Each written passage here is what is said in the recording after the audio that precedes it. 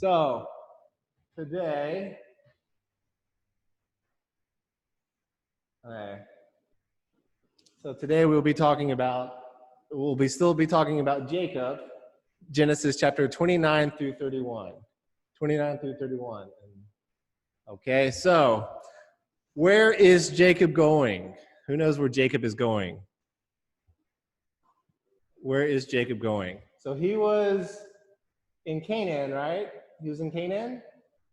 Where's he going? Huh? He's going to Haran or Haran. Oh, I don't know how you might pronounce it. So why is he going to Haran or Haran? Why is he going to Haran? Why is he running away from his older brother?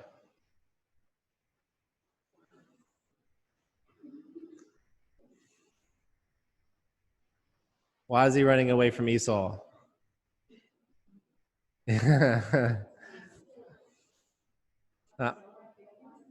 What'd she say? Oh yeah, Esau wants to kill him because Jacob tricked him twice, right? He tricked him, got his birthright, and then he tricked him again and got his blessing. So Jacob just deceitfully takes everything from Esau, basically, and now Esau wants to kill him, right? All right. So I think Patricia called me on this, and I think we need to go through this dream again slower because I think I went a little bit too fast last time, and because I kind of wanted to end. So why don't we go a little bit slower, and we're going to read Jacob's dream again. Okay. So I'm going to read a verse. And he dreamed, and behold, there was a ladder set up on the earth, and the tower of it reached to the heaven. And behold, the angels of God were ascending and descending on it. Vidar, do you mind reading verse 13? Behold, the Lord stood above me and said, I am the Lord, the God of Abraham, Father, and the God of Isaac. The land from which God of the offspring. Okay, Joanna, do you mind reading 14? Offspring shall be like the dust of the earth, shall spread abroad to the west and east, and the north, south, and east, and you and your offspring shall always have this place. Okay, Annabelle, do you mind reading 15? All I am with you, wherever you go, and will lead back to this land, for I will not leave you until I have done what I have promised. Okay. So I have a question. The Lord is stood above it, the ladder. Okay, I have a question. Is the Lord Jesus? Yes or no? Is the Lord Jesus? One person says yes. Is it Jesus? How do we know? How do you know it's Jesus? Yes, but how do we know it's the Lord? Okay, so I'll answer the question. John chapter 1, verse 50 through 51. John chapter 1, verse 50 through 51. Jesus answered him, because I said to you, I saw you under the fig tree, do you believe? You will see greater things than these. And he said to him, truly, truly, I say to you, you will see heaven opened and the angels of God ascending and descending on the Son of Man. All right, so that's basically the same thing. John, and that's in the first chapter of John. So what is Jesus saying when he says that? Truly, truly, I say to you, you will see heaven open and the angels of God ascending and descending on the Son of Man. What is Jesus saying? Who is the Son of Man? Jesus. So Jesus is quoting from this dream, right? And he's saying, and basically he's saying, just because I saw you under the fig tree, you will see greater things than this, and you will see me. And then Jesus says he's the Lord in this dream. Okay. So, does Jacob have a relationship with God at this point? What do you think? Does Jacob have a relationship with God like we would have a relationship with God? Does Jacob have a relationship with God yet?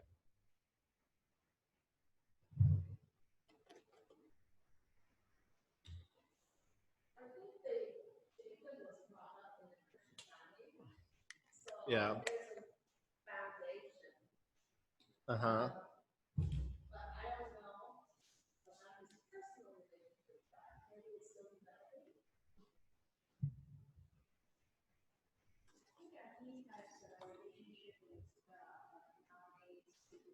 And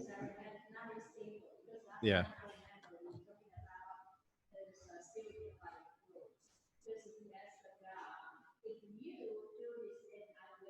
Uh-huh. Exactly. Good point, Patricia. And so let's read that because we went through that too fast last time. Okay. So, Judy, could you read verse 16?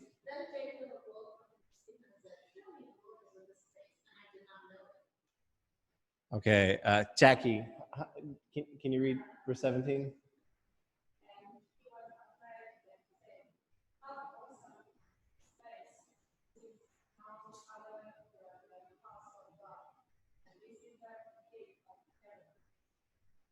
Hi. And Julia.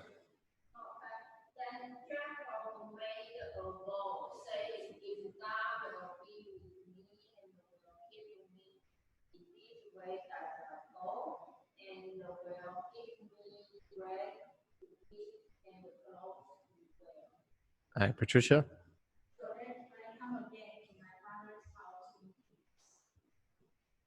Then the Lord shall be my God, and this stone which I have set up for a pillar shall be God's house, and all of that you give me, I will give a full tenth to you. Okay.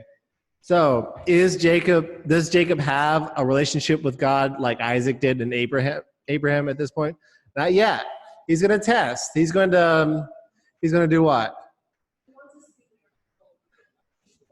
He wants more evidence, right? He wants to say, well, because Jacob's in a bad situation right now. His brother wants to kill him. And so, yeah, basically, if he can go back to his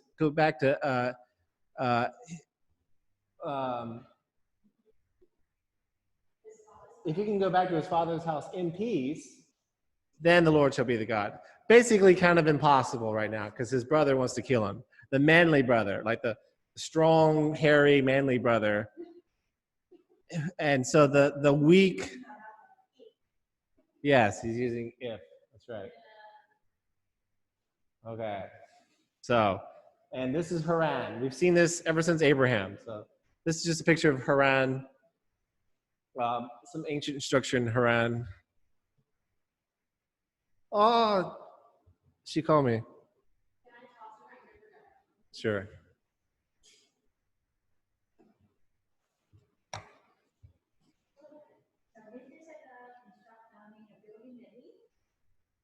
I don't know. This is just ancient structure. I don't know if this was around that time.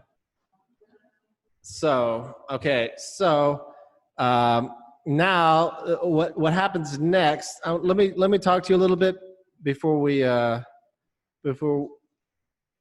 gonna talk about Laban. Who know, you guys probably you probably all know about Laban. So Jacob came to the land of the people of the east.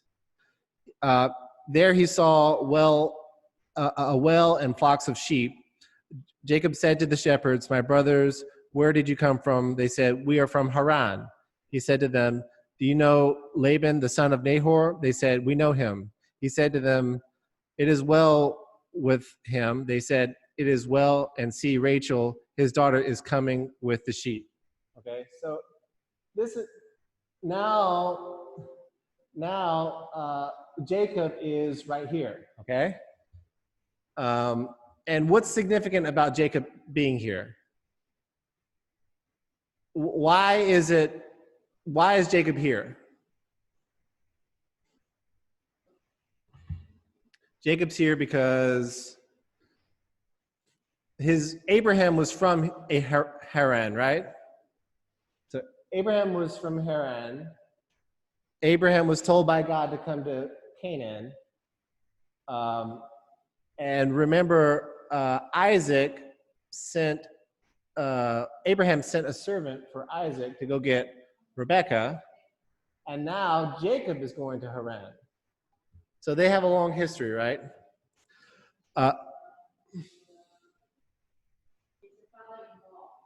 Yeah. And but Laban's not a great guy, is he? The shepherds all gathered at the well until the stone was rolled from the well so the flocks could be watered. Rachel, all right, so there's Rebekah and now there's Rachel. Rachel was a shepherdess. When Jacob saw Rachel, he rolled the stone from the well. 哎，薛老师你好。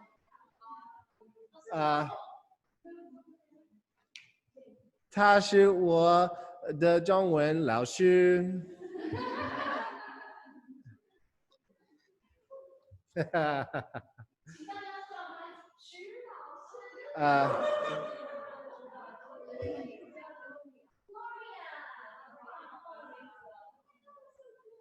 她是我的太太。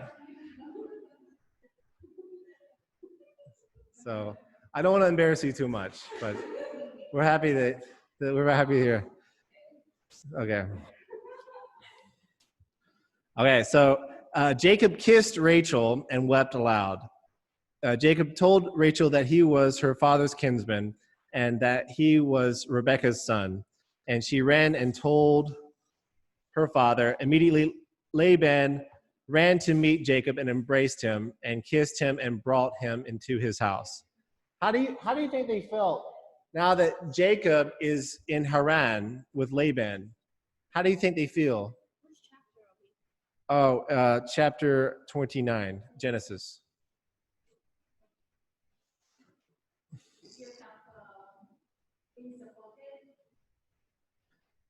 You think they're disappointed? Why? Well, not yet. We don't know that yet. Right now, how do they feel right now? Right. So right now they feel what?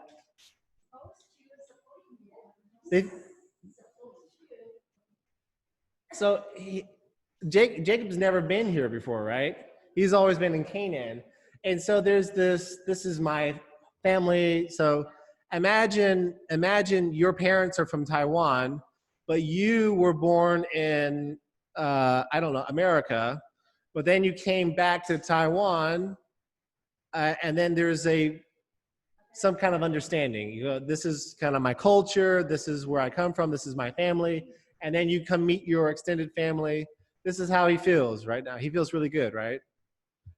All right, so after Laban said to him, "Surely you are my bone and my flesh," and he said and he stayed with him a month, and Laban said, "Because you are my kinsman, should you therefore serve me for nothing? Tell me, what shall your wages be?" And I think Jacob is going to really regret doing business with Laban. Laban had two daughters, Leah and Rachel. Leah was older. Apparently, Leah's eyes were soft and weak. I'm not really sure what that means. Leah's eyes were soft and weak. I don't know if that means that maybe her eyes made her lose beauty or something. But Rachel was beautiful in form and appearance. Jacob loved Rachel, and he said, "I will serve you for 7 years for your younger daughter, Rachel." Laban said, "It is better that I give her to you than I should give her to any other man. Stay with me." Jacob served 7 years for Rachel, and they seemed to him but a few days because of the love he had for her. So he loved her so much that he worked 7 years, and it was like nothing. Then Jacob said to Laban, "Give me my wife that I may go into her, for my time is complete." So Laban gathered together all the people of the place and made a feast. But in the evening he took his daughter Leah and brought her to Jacob, and he went into her. Laban also gave Leah a female servant. In the morning, Jacob woke up to a surprise. Jacob said to Laban, "What is this you have done to me? Did I not serve you for Rachel? Why then have you deceived me?" Laban said, it is not so done in our country to give the younger daughter before the firstborn. Complete the week of this one, and we will give you the other also in return for serving me another 7 years. So, what do you all think of Laban? What do you think of Laban? He tricked. What did he do? He tricked. Now, he knows that Jacob loved Rachel, right? And on the wedding night, he gave her Leah, right? What do you think about that? We just finished 27. What do you think about that?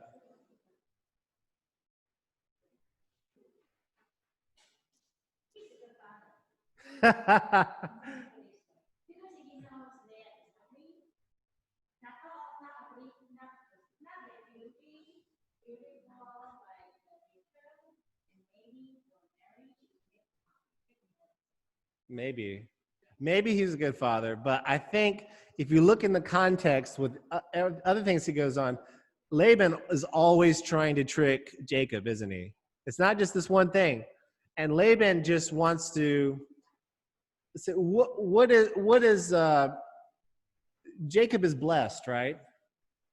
Jacob is blessed. And what that means is Jacob just, whatever he does, God has special blessing on him. So whatever he does, he's just very fruitful. So whatever he does, whatever he puts his hand on, every crop that he grows well. All of his herds multiply.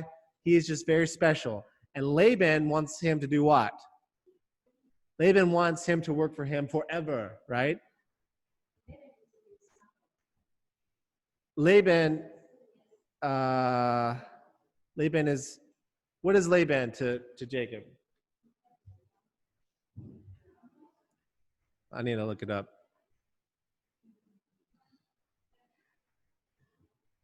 Laban. We just finished 29, 27.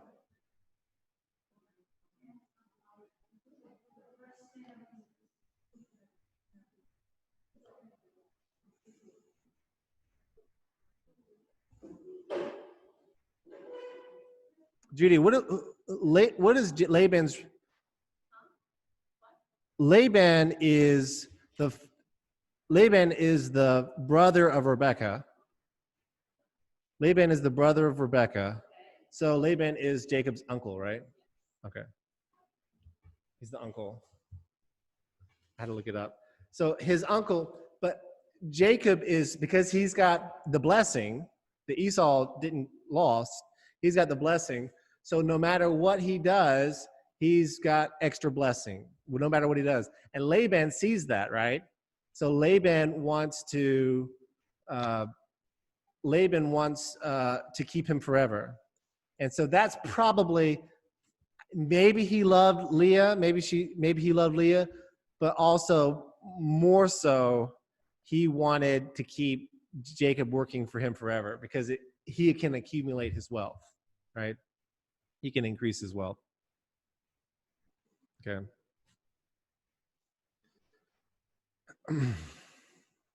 All right. So does this remind you of Jacob tricking Esau? Jacob tricked Esau twice, right? And both times Jacob tricked Esau, there were big consequences, right? Esau lost his birthright. He lost the right to inherit everything from his parents. And then he lost the blessing that God's going to give him special blessing, right? Jacob tricked him twice. And so you might think that this is God punishing him, right? God might be punishing or chastening Jacob, right? So now what just happened to Jacob is permanent. He just married the wrong woman. He was tricked. And you're going to see that that's going to have a bad effect. So after a week, Jacob married Rachel. So Rachel now Jacob has 2 wives, and this is unlike Abraham. Abraham had 2 wives, but this is different because neither one of them are servants. They're family. They're kind of close family members. So Laban also gave Rachel a female servant. Sadly, Jacob loved Rachel more than Leah. Jacob served Laban another 7 years. All right, so is that going to be a problem? Is that going to be a problem? 1 husband, 2 wives, 1 wife. One wife gets a lot of love, the other wife does not.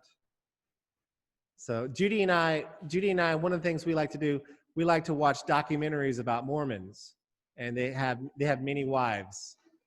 And so they say the worst is 1 husband and 2 wives. That's the worst, because the 2 women are jealous of each other, and they fight each other, and that's the worst. So I mean, obviously you would hate to be Leah, wouldn't you? And married to a husband, and your husband only loves your sister and doesn't love you. And that's humiliating, right? That's awful for her, right? Well, I think she was just obeying her father.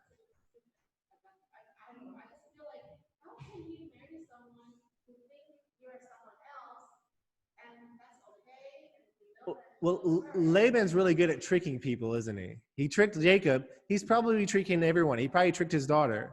He probably said, oh, he really wants to marry you. He might have just tricked everyone, All right. All right. So verse 31. The Lord saw that Leah was hated and opened her womb for having children, but Rachel could not have children. Leah's first child was Reuben, or see a son, for she said, because the Lord has looked upon my affliction, for now my husband will love me. So she thinks what? She thinks she's going to have a son, and then Jacob's going to do what? He's going to love her like he loves Rebecca, but unfortunately that's not going to happen. Next, she had Simon, or Herd, because she said, because the Lord... What? Oh, Rachel. Sorry, Rachel. Next, she said, because the Lord has heard that I am hated, he has given me this son also. Next, she had Levi, or attached, and said, now this time my husband will be attached to me because I have borne him 3 sons. Last, she had Judah, or praise, and said, this time I will praise the Lord. And as you recognize these, Simon, Judah, Levi, these are some pretty important names in the Bible, aren't they? And it's interesting where these names come from originally.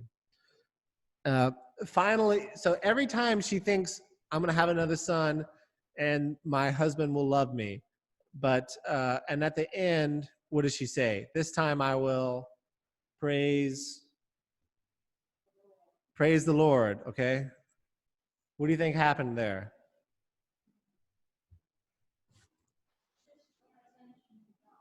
Right, she shifts her attention to God. And how do you think we can all learn from Leah? How do you think because we all have idols in our lives, right? We all have things in our life that we put before God. And giving them up and turning our attention to God, it's this painful, right? We're all born with idols. We idolize things, and giving up those idols and turning to God to be our one and only, it's a very hard process, right?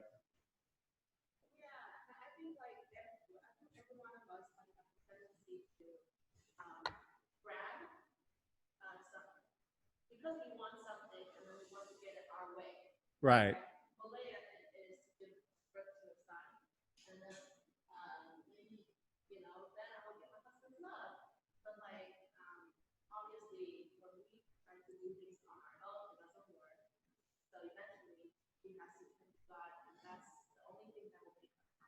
That's right. Right. So when Rachel saw that she bore Jacob no children, she envied her sister. She said to Jacob, give me children or I shall die. Jacob's answer was kindled against Rachel, and he said, am I in the place of God who has withheld you from the fruit of the womb? Rachel suggests Jacob going into her servant Bilhah. Now Jacob has 3 wives. Okay, so Rachel suggests Jacob having a 3rd wife with her servant Bilhah. What does that remind you of? Sarah and Hagar and Abraham, right? It's the same thing. It's the same sin, right? So Jacob is going to do the exact same thing his grandfather did. He's going to have, and his wife wants him to have a son through her servant. And so now how many wives is Jacob going to have? No, right now he has 3. Right now he has 3. He's going to have 4. Right now he has 3. And by the way, I did make a mistake. Last week I made a mistake. I said Abraham only had 1 wife. Abraham actually had 2 wives at the same time because Hagar, I looked it up when I was preparing for this, Hagar actually did become his wife. So Abraham had 2 wives at the same time.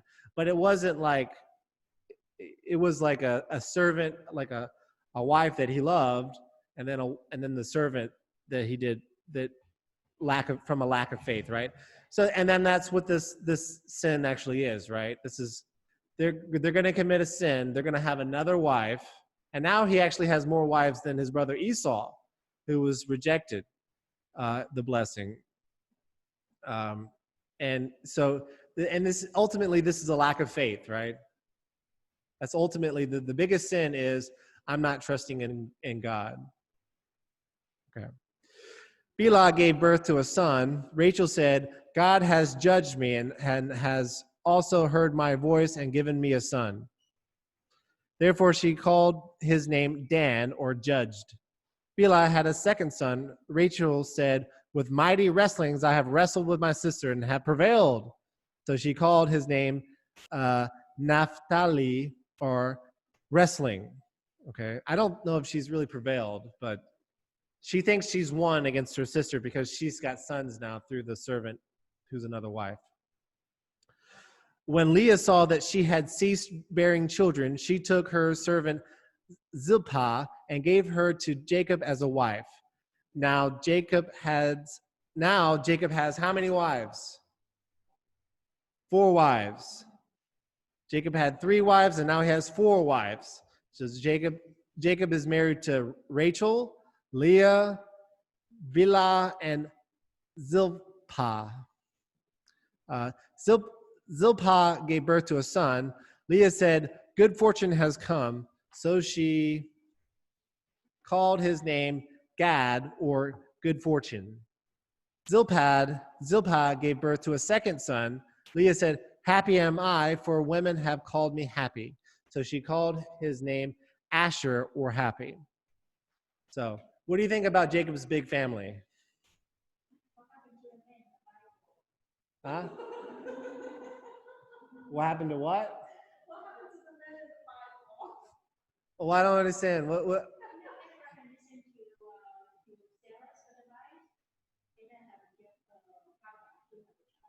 Yeah. And this time, yeah, but Abraham was different. Abraham wanted to have a son, and God just forced him to wait, like as a test.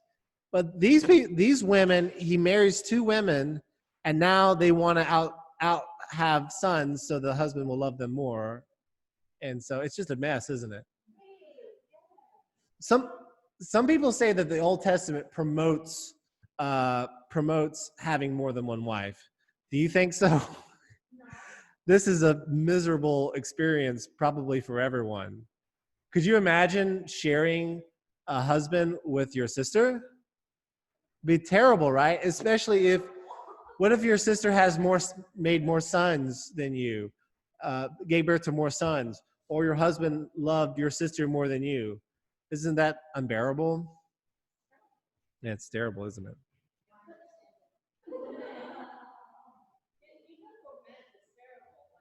Yeah.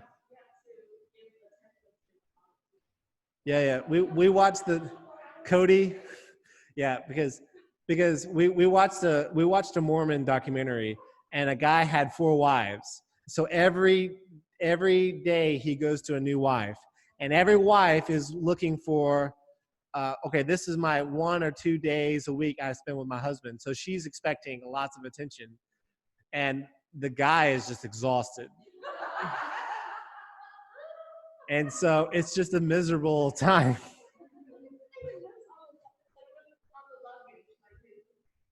Yeah. I still remember his name, Cody.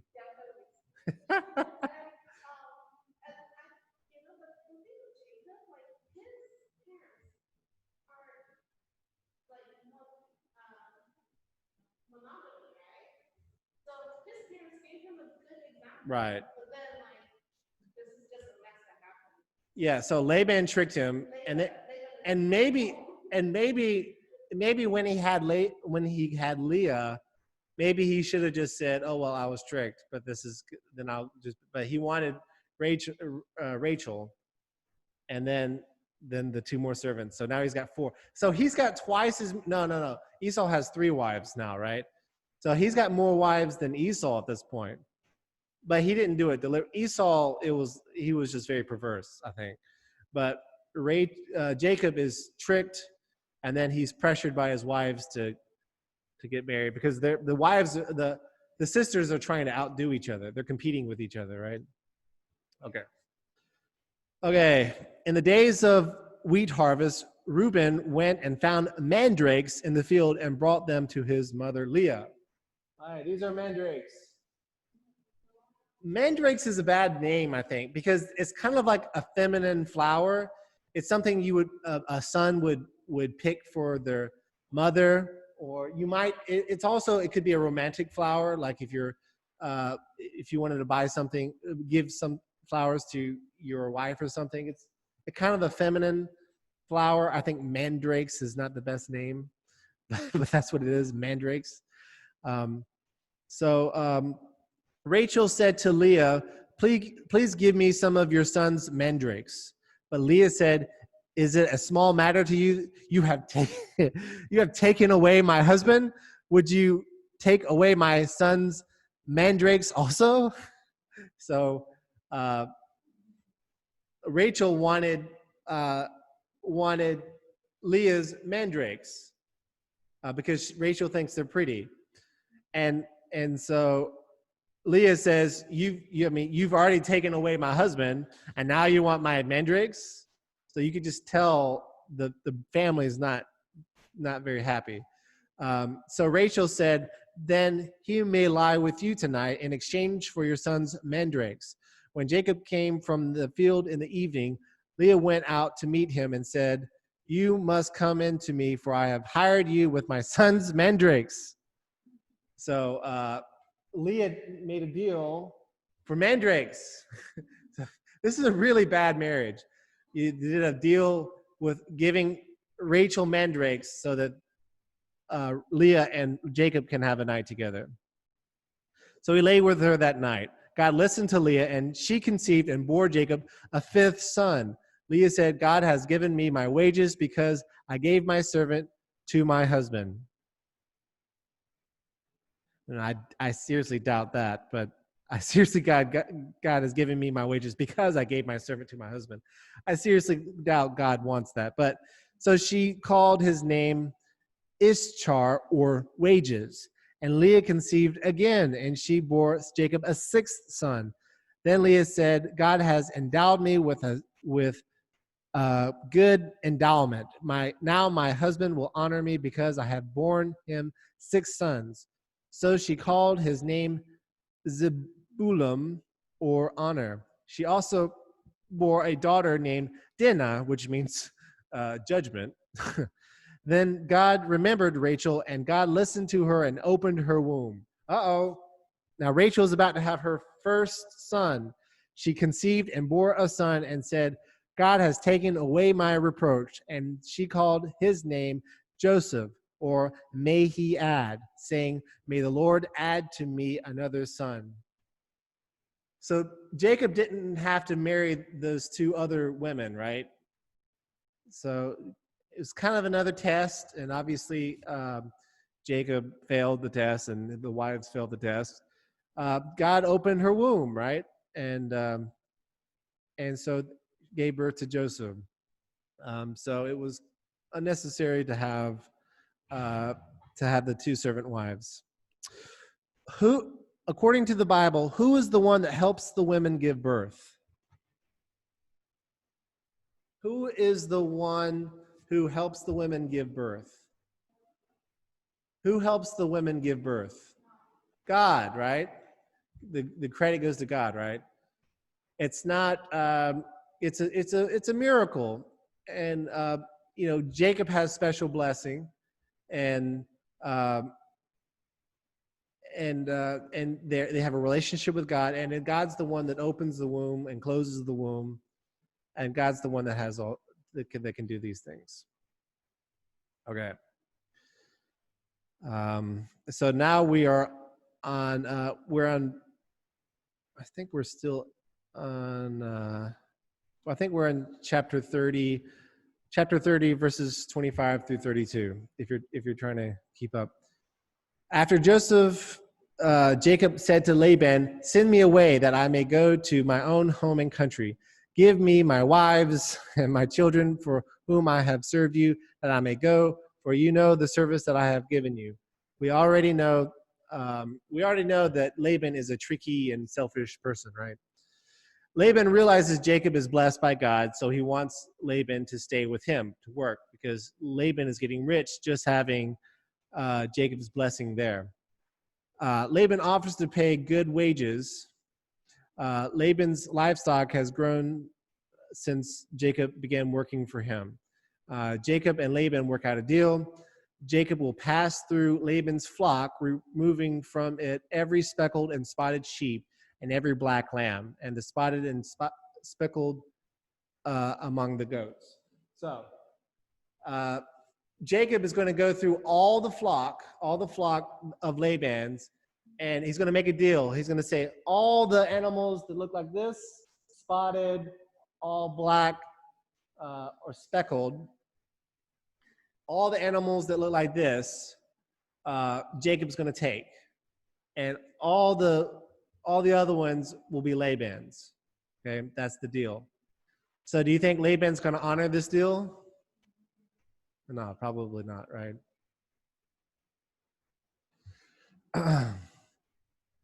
Verse.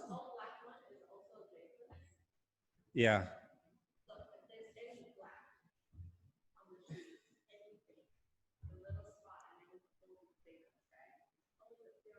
Every black lamb. Maybe I don't. It's actually maybe the black goats Laban can keep, but it says specifically. It says every speckled and spotted sheep and every black lamb. So I don't really know. I think the way that they did it so that it's 50-50 or something like that. So he will get every speckled, and the speckled one, they're kind of, they're not as pretty. So maybe Jacob's taking the ugly ones. I'm not really sure. But black lamb. So maybe it didn't say black sheep. So maybe the younger black ones. I'm not really sure what the deal was. Yeah. So this is a little bit of soy sauce. This is more soy sauce, and this is just way too much soy sauce. Way too much salt. This is how much soy sauce I use when I eat rice. All right. So this is funny. So my honesty will answer for me when you come to look into my wages with you. Everyone that is not speckled and spotted among the goats and black among the lambs, if found with me, shall be counted stolen. So basically, Jacob's going to take his portion, and if you see any that belong to Laban, just count it as stolen. Give me the penalty for stealing. Okay. Verse 34. But that day Laban does what? What does Laban do? Laban removed all the special sheep and goats and put them in charge of his sons, and he set a distance of 3 days journey between himself and Jacob. And why would he do that? Why would he take all of Jacob's sheep and bring them to his son 3 days away? Why would he do that?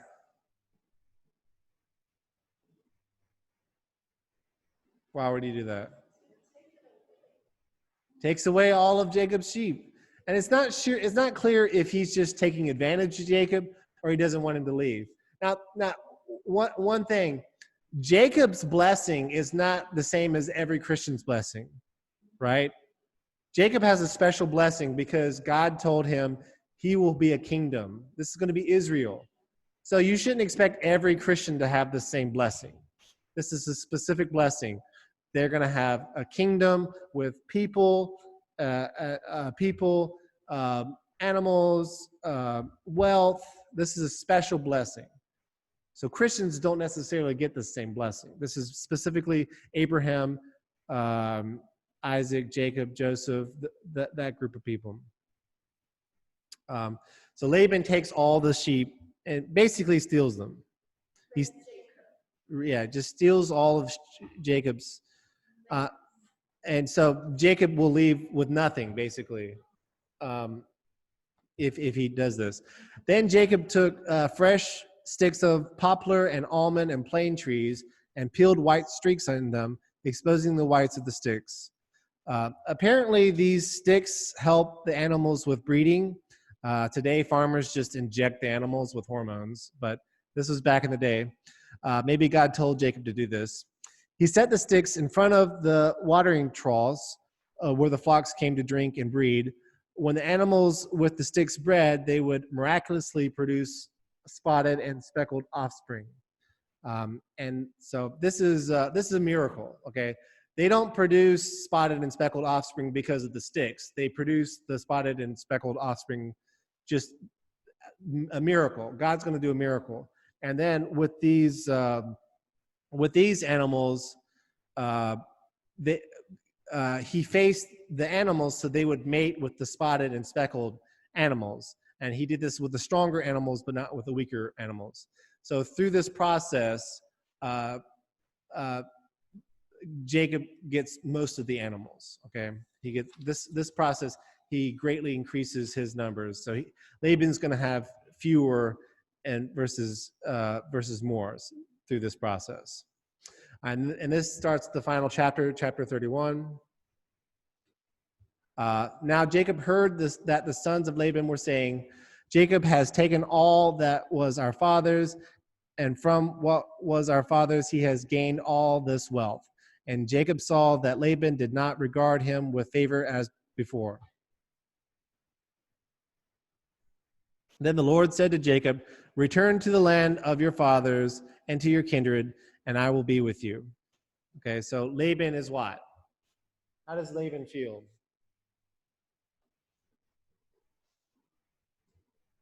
Laban is upset because what?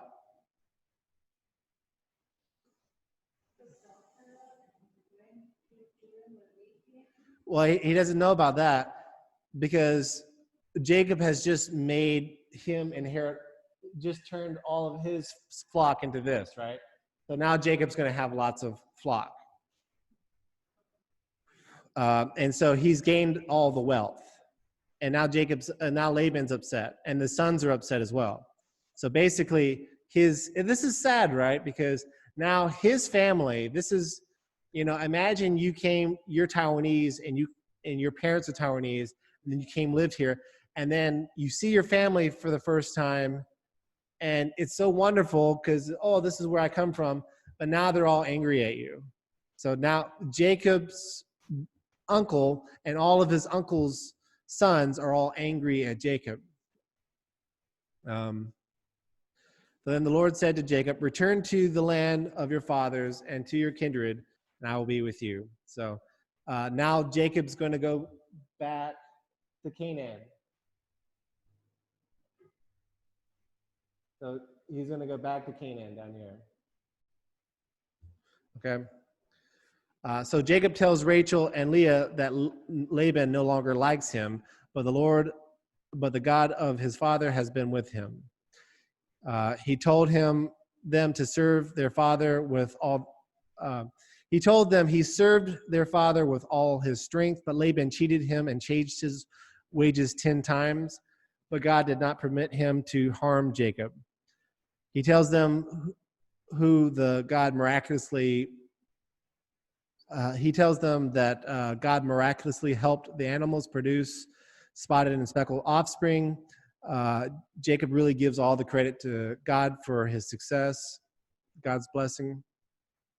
In verse 11, the angel of God had said to Jacob in the dream, Jacob, and he said, here I am. And he said, lift up your eyes and see all the goats that mate with the flock are striped, spotted, and mottled, or speckled. For I have seen all that Laban is doing to you. I am the God of Bethel, where you anointed a pillar and made a vow to me. Now arise, go out from this land, and return to the land of your kindred. Where is Bethel? Where is Bethel? Or what is Bethel? What do you think? What is Bethel? Remember Jacob's dream? What is Bethel?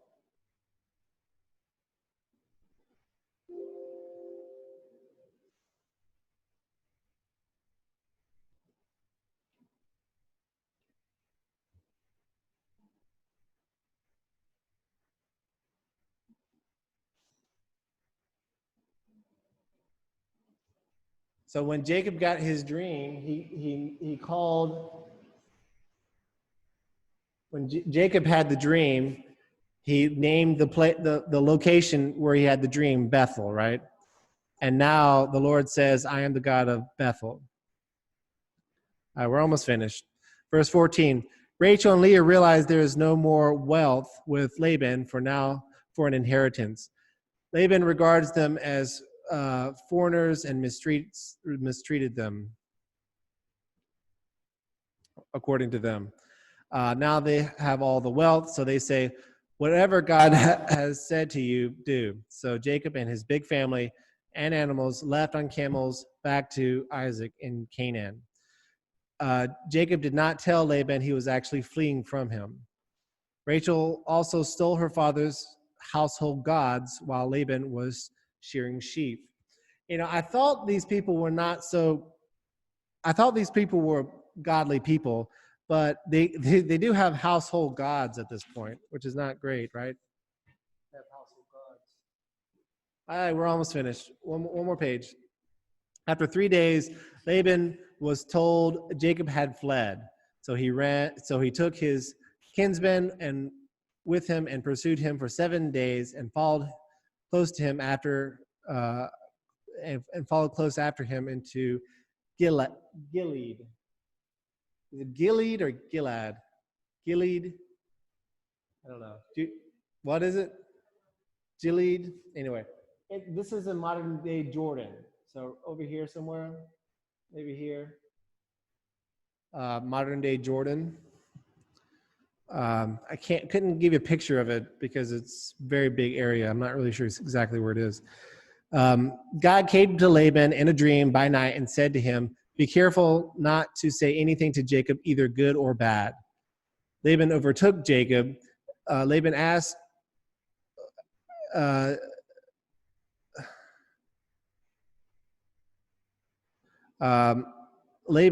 why Jacob tricked him and drove away the daughters like captives of the sword. Laban said he wanted to send them away with a celebration and kiss his sons and daughters farewell.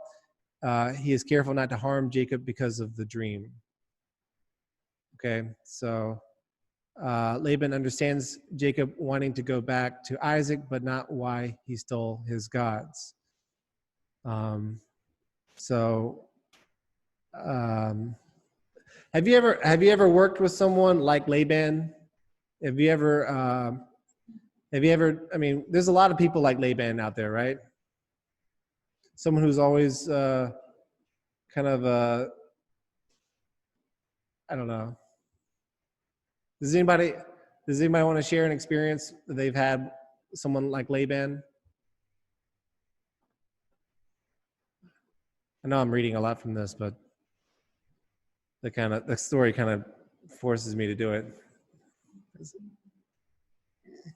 Does anyone want to share a story of them of a Laban in their life before? I can tell you, I went to mainland China for about a year, and there's a lot of Labans in mainland China. A lot of Labans. So a lot of people tricking you. And Judy and I were in China, and they would try to trick Judy, not knowing she knows how to speak Chinese, and would overcharge her everything. We had to check everything. So anyway, well, let's just finish through this. Jacob said he thought Laban would keep them by force, and that anyone who has the gods shall die. So Jacob doesn't know that Rachel took them, so he says, anyone who has these gods, they can just die. Laban looked, but he could not find the gods because Rachel put them in the camel's saddle and sat on them. So this is a little bit funny. Rachel is sitting on the gods, and she never gets up because she's actually sitting on her camel on top of Laban's gods, and she says, well, I'm not going to get up and greet you because this is kind of like the way of women. Women are this is polite for women to do so. So that way she doesn't get up, and Laban doesn't check her camel for the gods. Anyway, next Jacob gets angry at Laban for cheating him. Jacob said he was faithful and blessed when working for Laban. Jacob said, if the God of my father, the God of Abraham, and the fear of Isaac had not been on my side, surely now you would have sent me away empty-handed. God saw my affliction and the labor of my hands and rebuked you last night. So they decided to make a covenant with their kinsmen there. Jacob took a stone and set it up as a pillar. Jacob's kinsmen gathered stones and made a heap. Laban called it Jegar Sadutha, but Jacob called it Gilead, which means heap of witness. So they both mean heap of witness, but apparently Laban's name is Aramaic and Jacob's is Hebrew. Jacob also calls it Mizpah, or watch post, for he said, the Lord will watch between you and me when we are out of one another's sight. No one will pass over the heap to do the other harm. Jacob swore by the fear of his father Isaac and offered a sacrifice in the hill country and called his kinsmen to eat bread. Early in the morning, Laban arose and kissed his grandchildren and his daughters and blessed them. Then Laban departed and returned home. So the purpose of this heap is, so Jacob and Laban, what's their relationship at this point? Are they happy? Happy relationship?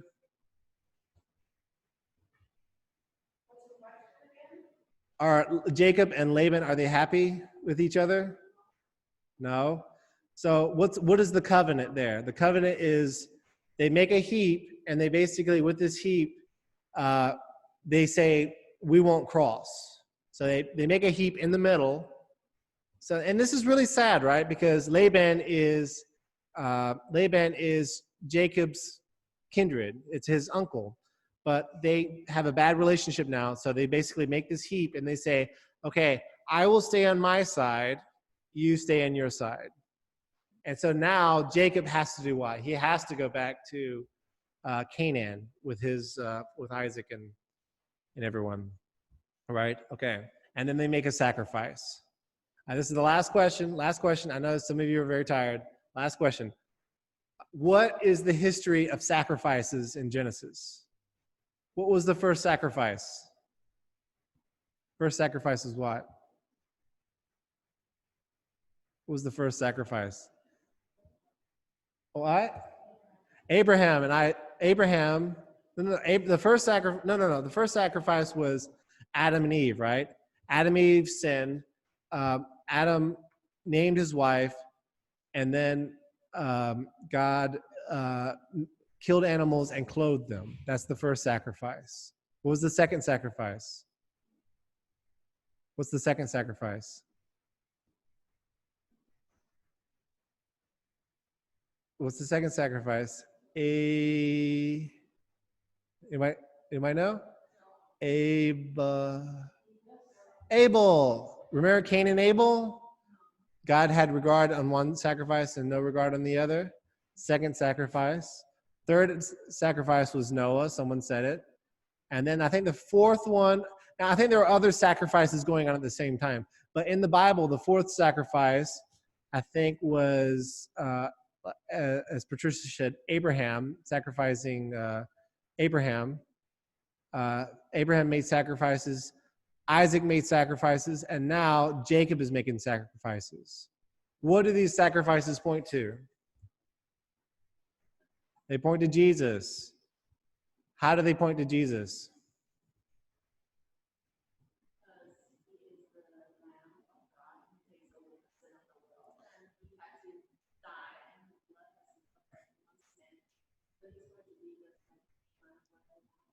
Right. So these sacrifices point to Jesus. These sacrifices atone for guilt, right? A blood offering. And all these sacrifices, they point to Jesus. Jesus is the final sacrifice. He's the ultimate sacrifice. In fact, all these sacrifices, the whole point is to point to Jesus, right? And that's what we worship every Sunday, Jesus who died for our sins. And that's what we worship, right?